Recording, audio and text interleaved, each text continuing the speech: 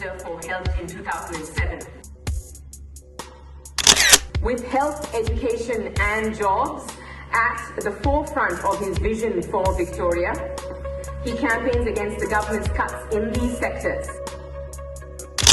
He always has been supportive of bridging the gap, or should I say, building the bridges of businesses with India and Asia at large. Without further ado, please put your hands together as I welcome the Leader of the Opposition in Victoria, Mr. Daniel Andrews, to the stage.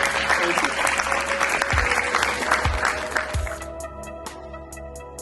I'd like to start off with the future engagement with India when it comes to trade. Mr. Andrews, what would your position be on that? And do you plan on helping local businesses engage with India? And if so, how?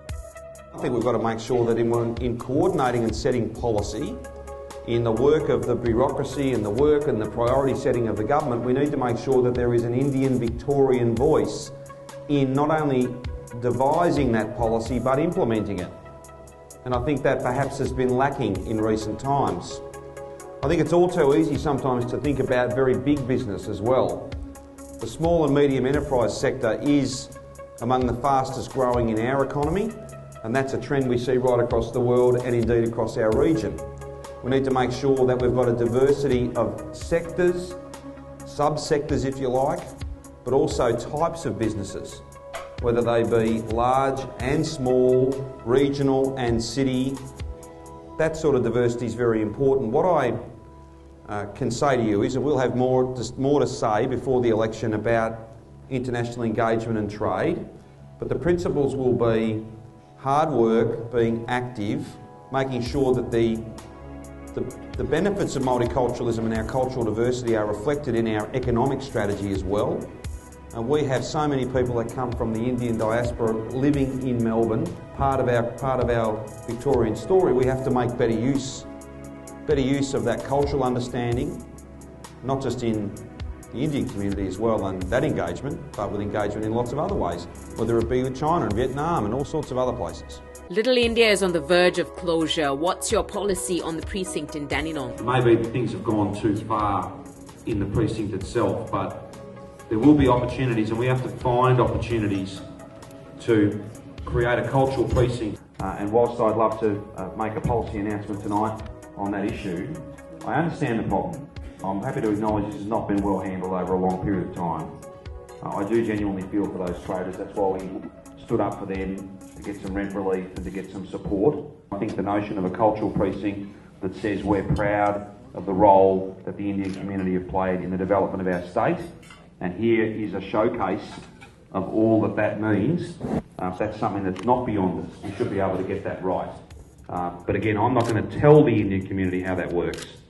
I've got to sit down and listen. That process has already started, and I'm sure that I'll be ably assisted by others in my team to make sure that we talk about a big India in some respects, but also make sure that we've got a physical space and a precinct perhaps that can honour that also.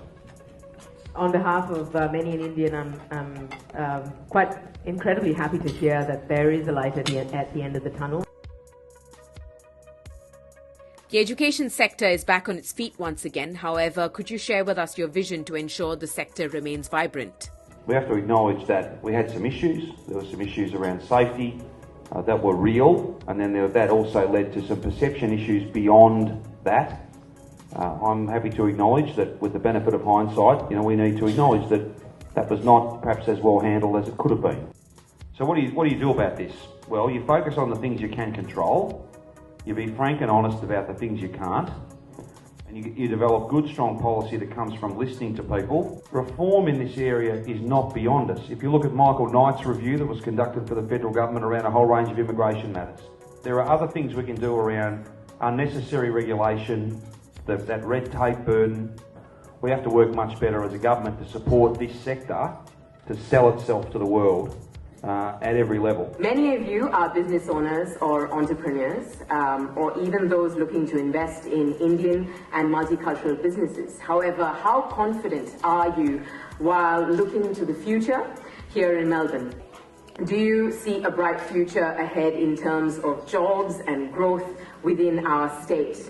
We'll have more to say in structured terms about our policy, but I've never been critical of this. It's very important. We have to reach out to open new markets for new products, to create new opportunities, and not just to rely on good luck. There are so many people who could be doing so much business with us that don't know about us, and we always have to work hard to deal with that issue.